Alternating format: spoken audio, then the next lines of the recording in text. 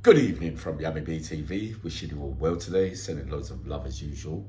Now, many requests over a period of a long time.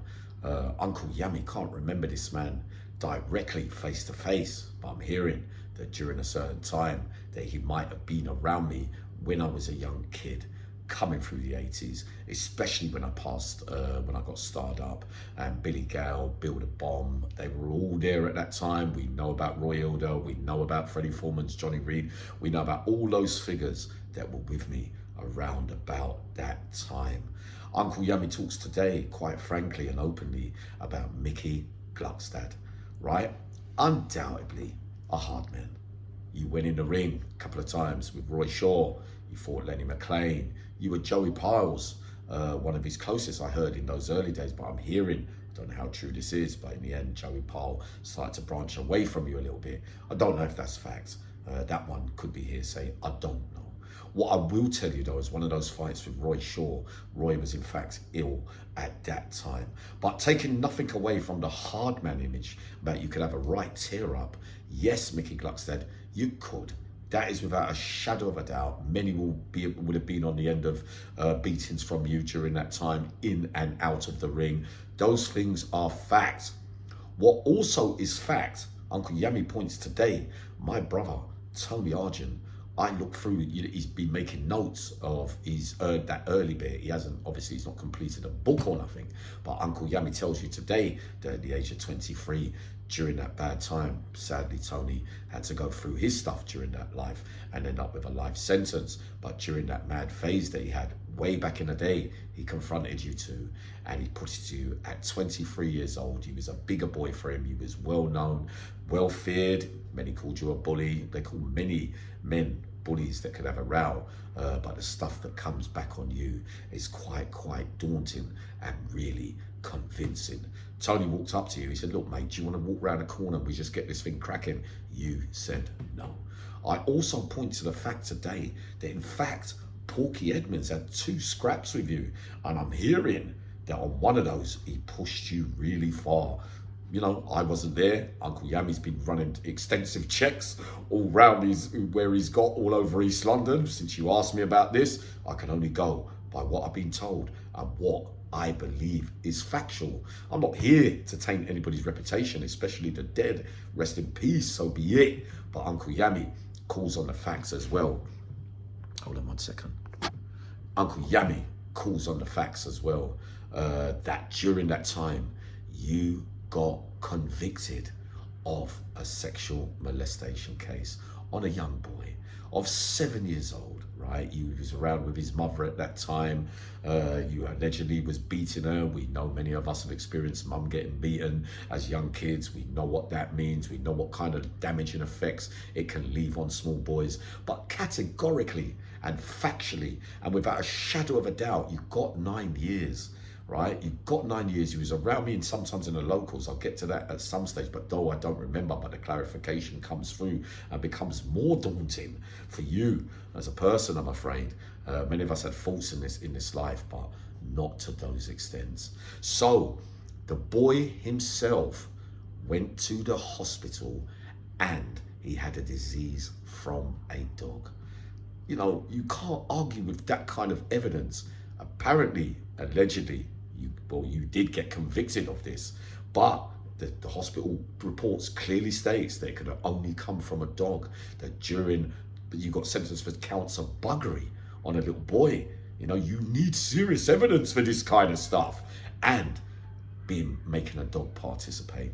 Uncle Yammy can only tell you what is written as factual in those statements that he's read and everything that goes with it. So what happened here then? You see, you finished that. Apparently, during those days when I was doing Bird, there was talk in those recesses. Billy Gale, Bill the Bomb. I don't think he was any match with Bill the Bomb on a straight and a 1-on-1. I heard Bill walked up to you in the visits room and said, listen, mate, you ain't meant to be on normal location. This is what I'm hearing and this is what I remember, especially now my brain's getting clearer. But I didn't know who you was, that it was you that Dave was talking about. But apparently you stayed because many feared. So you didn't run off on Rule 43, though there is a suggestion that you did go missing by the screws for a period of 2 periods of 6 months and 5 months, which would only mean that you might have headed out to Rule 43.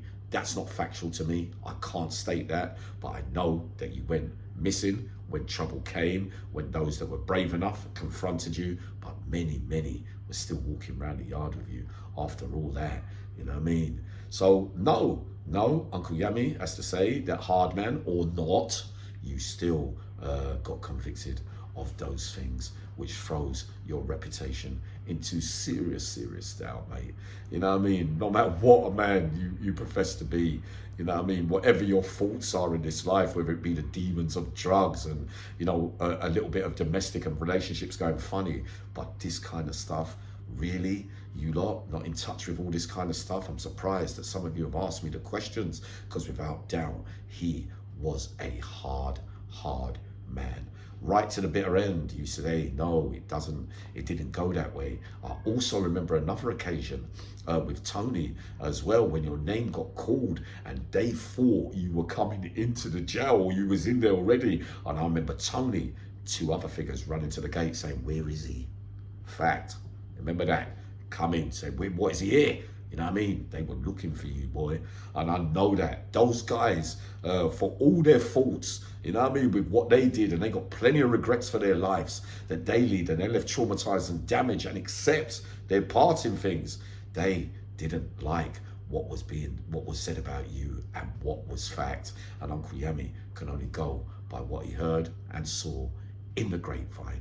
Right? Undoubtedly, yeah, you could have a row, but there's many men that can have a row and don't do the things that are suggested, and the things that you get convicted of. These things are very hard to get convicted of, and to have a little boy on the stand as well, to give evidence with the summing up from the judge as well. It is so compelling, man. Where is this boy today? How is he feeling? How has he left his life? How has it turned out for him in later life?